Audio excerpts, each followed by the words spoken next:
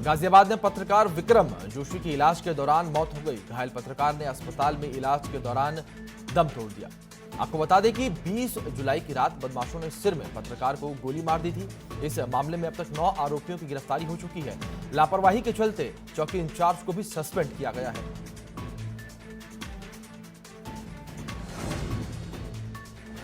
पत्रकार विक्रम जोशी का शव लेने से परिजनों ने इनकार कर दिया है। नौकरी और आर्थिक मदद की मांग परिवार वाले कर रहे थे। समर्थन में गाजियाबाद के यशोदा हॉस्पिटल के बाहर पत्रकार भी धरने पर बैठे थे।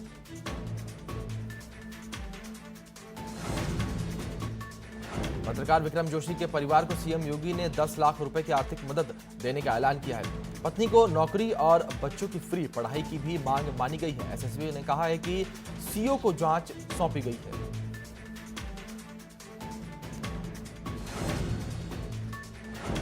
पत्रकार की हत्या मामले में राहुल गांधी ने ट्वीट किया है और लिखा है कि छेड़छाड़ का विरोध करने पर पत्रकार की हत्या कर दी गई।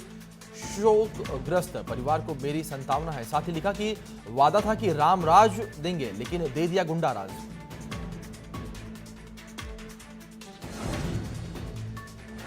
पत्रकार की मौत मामले पर मायावती ने भी ट्वीट किया है और लिखा है कि हर प्रकार के गंभीर अपराधों की बाढ़ लगातार जारी है। यूपी में कानून का नहीं जंगल राज चल रहा है। साथ ही लिखा कि कोरोना वायरस से ज्यादा अपराधियों का क्राइम वायरस हावी है। जनता त्रस्त है, सरकार इस ओर ध्यान दे।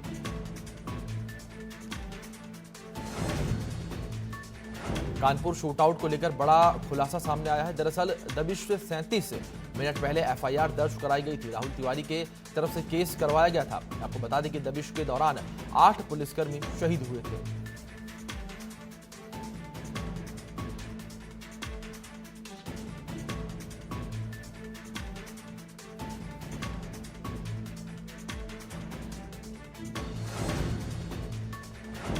जय वाजपेयी की फॉर्च्यूनर में विधायक का पास लगा हुआ मिला है। ऐसा माना जा रहा है कि किसी विधायक का पास स्कैन कराकर जय वाजपेयी अपने रुतबे के लिए पास का इस्तेमाल करता था।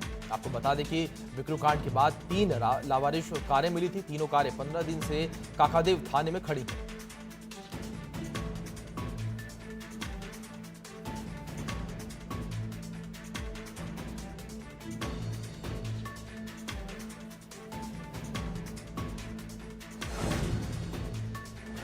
कांग्रेस महासचिव प्रियंका गांधी इस महीने के अंत से यानी एक हफ्ते में नई दिल्ली के 35 लोधी स्ट्रीट का सरकारी बंगला खाली कर गुरुग्राम के सेक्टर 42 से डीएलएफ अरालिया वाले अपने घर में शिफ्ट हो जाएंगी। चंदौली में एक शख्स की संदिग्ध परिस्थितियों में ईंट से कूचकर हत्या कर दी गई। हत्या के बाद लोगों में सनसनी फैल गई। सूचना मिलने पर पहुंची पुलिस ने शव को कब्जे में लेकर कार्रवाई शुरू कर दी है। आपको बता दें कि मृतकों के परिजनों ने जल्द से जल्द हत्यारे की गिरफ्तारी की मांग की है।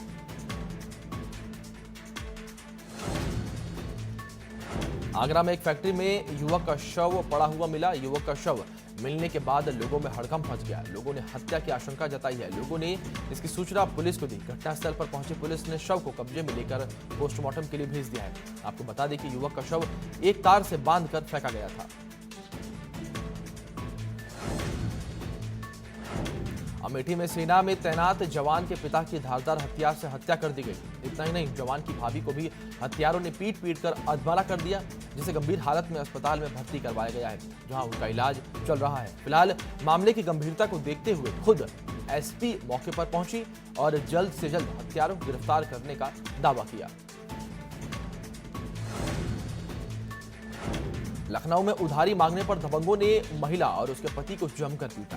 पीड़ित का आरोप है कि बेखौफ बदमाश हर दिन मारपीट करते हैं। जब बदमाशों को उधार देने से इनकार किया जाता है तो वो मारपीट करने पर उतारू हो जाते हैं। पीड़ित की तहरीर पर पुलिस एफआईआर दर्ज कर कार्रवाई में जुट गई है।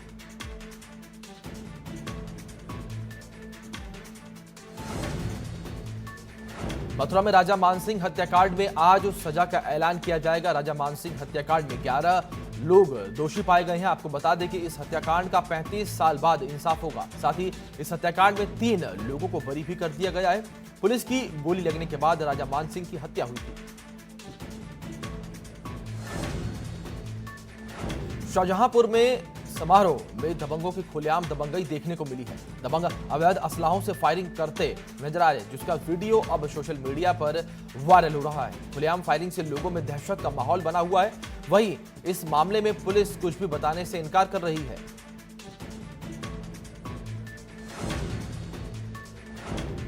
कानपुर में एक गालीबाज दरोगा ने मास्क नहीं लगाने पर युवक के साथ अभद्रता की है। पहले युवक को पीटा, फिर गालियां दी। आपको बता दें कि खुद दारोगा बिना मास्क के नजर आ रहा था।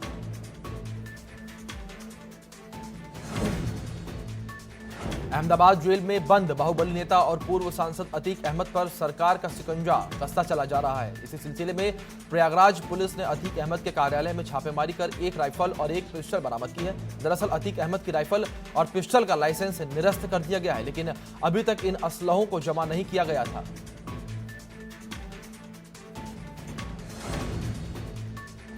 हापुड़ में महिला कर्मचारी का बुजुर्ग को चप्पल से पीटने का वीडियो वायरल हो रहा है। विद्युत विभाग के एसओडीओ कार्यालय में तैनात महिला कर्मचारी ने बुजुर्ग की सिर्फ इसलिए पिटाई कर दी क्योंकि उसने जल्दी काम करने के लिए कह दिया। इसी पर महिला कर्मचारी को गुस्सा आ गया और उसने बुजुर्ग की पिटाई करनी शुरू कर दी। मामला गरमाने के बाद से महिला कर्मचारी छुट्टी पर चल रही है।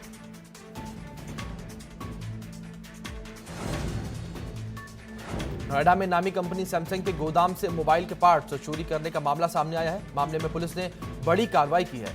पुलिस ने पूरे गोरखधंधे के मास्टरमाइंड कंपनी के इंजीनियर को गिरफ्तार कर लिया है। आपको बता दें कि सैमसंग कंपनी से गबन किए जाने वाले मोबाइल पार्ट्स को बाहर निकलवाने में इंजीनियर की मुख्य भूमिका होती है।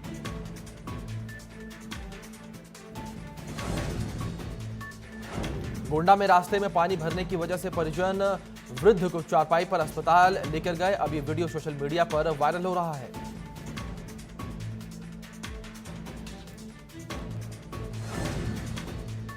सहारनपुर में पुलिस और दो बदमाशों के बीच मुठभेड़ हो गई। मुठभेड़ के दौरान बदमाश को गोली लग गई, जिसके बाद पुलिस बदमाशों को इलाज के लिए अस्पताल ले गई। वहीं एक बदमाश अंधेरे का फायदा उठाकर मौके से फरार हो गया। पुलिस ने बदमाश के पास से बाइक और तमंचा बरामद किया है। आपको बता दें कि बदमाश पर 17 से ज्यादा मुकदमे दर्ज हैं।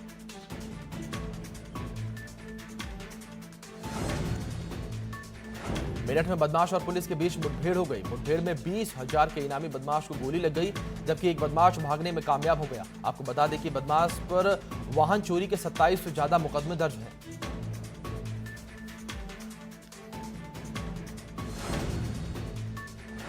बुलंदशहर में पुलिस और बदमाशों के बीच मुठभेड़ हो गई। दरअसल चोरों पर चोरी की योजना बना रहे थे, तभी पुलिस ने इन आरोपियों को गिरफ्तार कर लिया। आरोपियों के पास से अवैध असलहा और कारतूस बरामद किए गए हैं। मुठभेड़ के दौरान आरोपियों के 4 साथी फरार हो गए। आपको बता दें कि पकड़े गए आरोपियों पर 6 से ज्यादा मामले दर्ज हैं।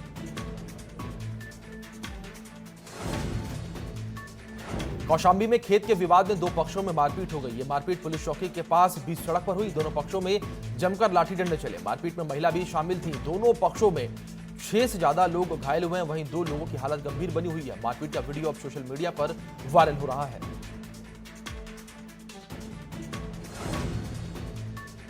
आगरा में पूर्व प्रधान और वर्तमान प्रधान के बीच मारपीट हो गई। इस झड़प में गोलियां भी चली, जिसमें कई लोग घायल हो गए। वर्तमान प्रधान ने बताया कि गांव में विकास कार्यों से परेशान होकर पूर्व प्रधान ने हमला किया है। सूचना मिलने के बाद मौके पर पुलिस पहुंच गई है।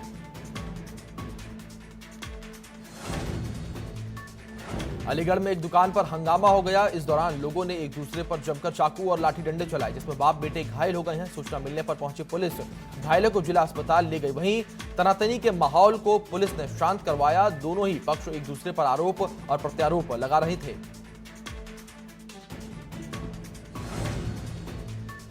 फतेहपुर में जमीन विवाद में 2 पक्षों में खूनी संघर्ष हो गया। झड़प के दौरान लोगों ने एक दूसरे पर जमकर लाठी डंडे चलाए। इस खूनी संघर्ष में करीब 6 से ज्यादा लोग घायल हो गए। सभी घायलों को जिला अस्पताल में भर्ती करवाया गया है।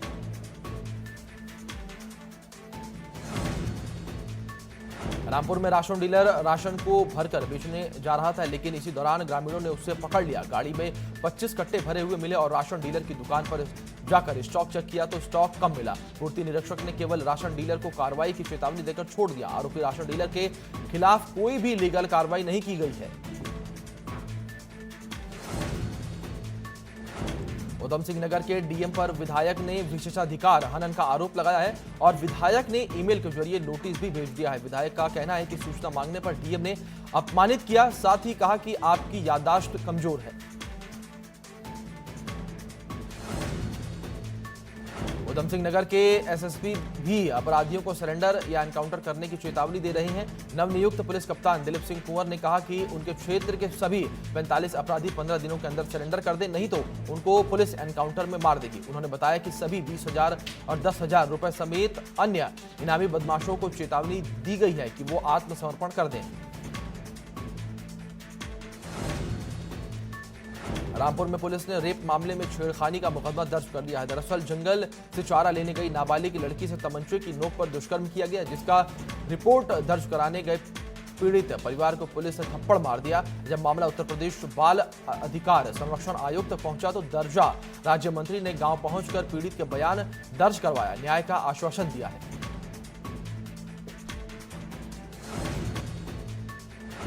एटा में मनचले युवक ने अपने दोस्तों के साथ मिलकर राह चलती 2 लड़कियों से छेड़छाड़ की और विरोध करने पर दोनों लड़कियों को बीच रोड पर ही पीट दिया। और जब पीड़ित परिवार थाने में शिकायत दर्ज कराने गया तो थानेदार ने आरोपी पर कार्रवाई करने के बजाय पीड़ित परिवार को ही थाने में बंद कर दिया।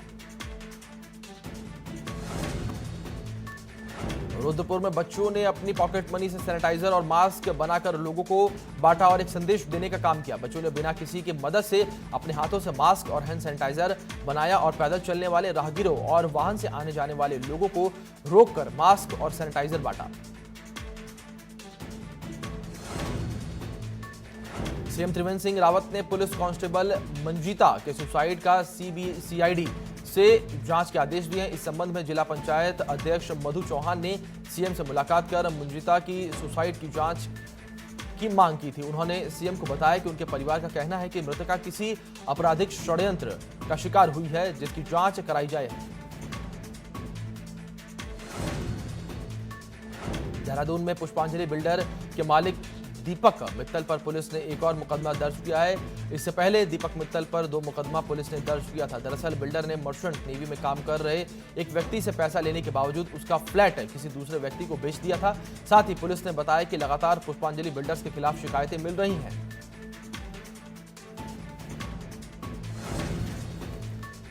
ऋषिकेश में हरिद्वार बाईपास मार्ग पर दर्दनाक हादसा हो गया। दरअसल टैंकर की चपेट में आने से स्कूटी सवार की मौत हो गई। ये पूरी घटना सीसीटीवी में कैद हो गई है। वहीं युवक की मौत के बाद परिवार में कोहराम मचा हुआ है। फिलहाल पुलिस ने टैंकर को कब्जे में ले लिया है।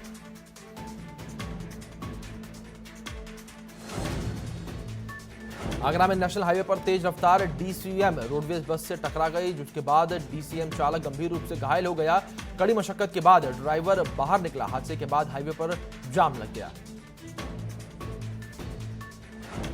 भारत में मानसून के दस्तक देने के बाद 8 राज्यों में बाढ़ जैसी स्थिति पैदा हो गई है। बाढ़ और भूस्खलन से 470 से ज्यादा लोग अपनी जान गंवा चुके हैं। सबसे ज्यादा पश्चिम बंगाल, असम और गुजरात जैसे राज्य प्रभावित हुए हैं। मार्च से यह भारत में दूसरी आपदा है। एनडीआरएफ की कम से कम 70 से ज्यादा टीमें बचाव और राहत कार्य में लगी हुई हैं। बाराबंकी में बाढ़ परियोजनाओं में लापरवाही का मामला सामने आया है। जल शक्ति मंत्री ने निरीक्षण का भी असर नहीं दिख रहा है। दरअसल 2 बाढ़ नियंत्रण परियोजनाओं में बड़ी लापरवाही सामने आई है। आपको बता दें कि तय समय पर तटबंध के काम पूरे नहीं किए गए। तय समय तक महज 5 से 10% ही काम हो पाया है। संभल में तूफान और बारिश से कोहराम मचा हुआ है। रोड पर पेड़ टूटकर बाइक पर गिर गया। मौके पर मां और बेटे की पेड़ के नीचे दबने से मौत हो गई। वहीं 2 लोग गंभीर रूप से घायल हो गए, जिनकी हालत गंभीर बताई जा रही है। घायलों को हायर सेंटर में रेफर कर दिया गया है।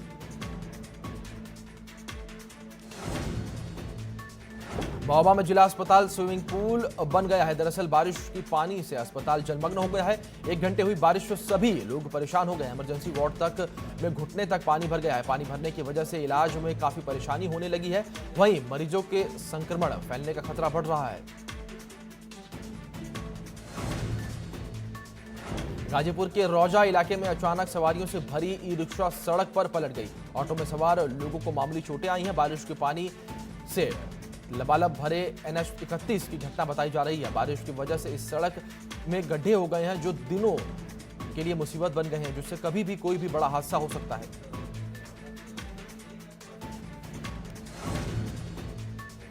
चमोली में बारिश के चलते नदियां उफान पर हैं। जान जोखिम में डालकर वैकल्पिक मार्ग से लोग आवाजाही कर रहे हैं। इस रास्ते से कभी भी बड़ा हादसा हो सकता है। इसे लेकर डीएम ने लोगों से अपील की है कि 200 मीटर की दूरी पर पुलिया बनाई गई है, उसका इस्तेमाल करें।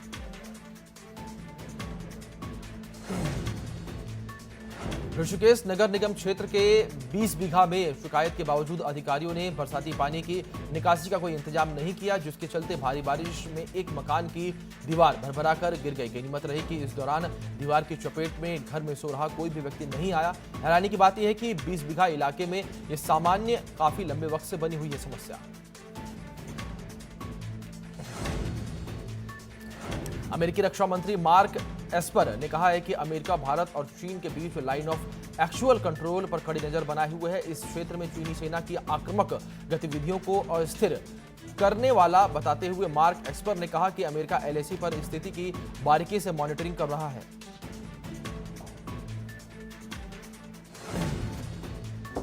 अमेरिका में इस साल नवंबर में राष्ट्रपति पद के लिए चुनाव होने हैं, जिसे लेकर सियासत भी तेज हो गई है। राष्ट्रपति पद के लिए डेमोक्रेटिक पार्टी के उम्मीदवार जो बाइडेन ने मुस्लिम अमेरिकियों से डोनाल्ड ट्रंप को चुनाव में हराने में मदद करने की अपील की है। डेमोक्रेटिक नेता जो बाइडेन ने मुस्लिम देशों के यात्रियों पर लगे बैन को खत्म करने का वादा भी किया है।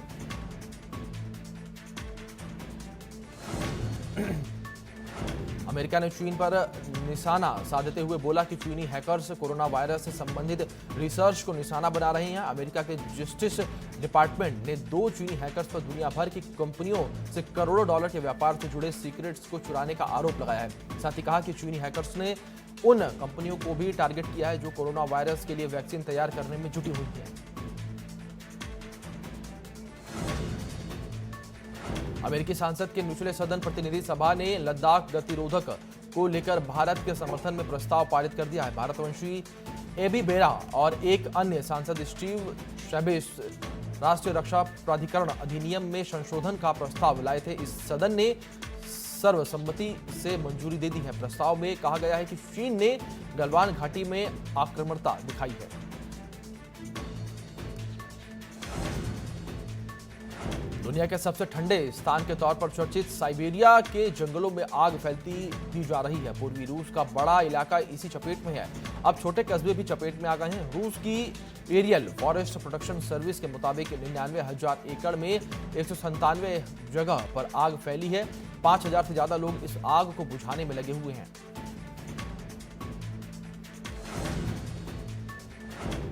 शुक्र ग्रह को लेकर अभी तक माना जाता रहा है कि इसके ज्वालामुखी खत्म हो चुके हैं, लेकिन एक ताजा स्टडी में इसमें उलट कम से कम 37 ऐसे ज्वालामुखी पाए गए हैं जो एक्टिव थे। इन्हें कोरोने नाम दिया गया है। अमेरिकी की यूनिवर्सिटी ऑफ मैरीलैंड और ज्यूरिख के इंस्टीट्यूट ऑफ जियोफिजिक्स के रिसर्च ने 3D मॉडल के जरिए यह पता लगाया है।